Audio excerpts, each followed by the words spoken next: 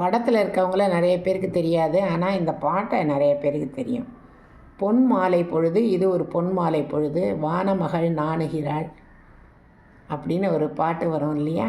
அந்த பாட்டினுடைய பொன் அப்படிங்கிறது இந்த அம்மா பெயரில் தான் சொந்தம் எடுத்து எழுதினார் கவிஞர் வைரமுத்து. கவிஞர் வைரமுத்துவினுடைய மனைவி, இவங்க பேர் பொன்மணி.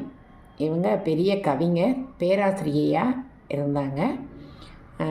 நல்லா ஆயிரக்கணக்கான மக்களுக்கு மத்தியில் நல்லா திறம்பட பேசுவாங்க. அவங்களுடைய கவிதையெல்லாம் ரொம்ப அற்புதமாக இருக்கும்.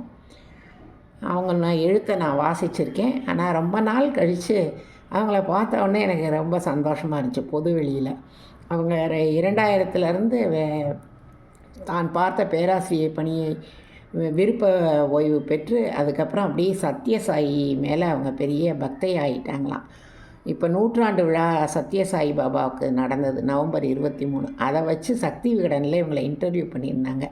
நீண்ட நாள் கழித்து பார்த்த ஒரு தோழியை, ஒரு ஆதர்ஷ எழுத்தாளரை பார்த்த உணர்வு எனக்கு ஏற்பட்டது. அதை உங்களுடன் பகிர்ந்து கொள்கிறேன்.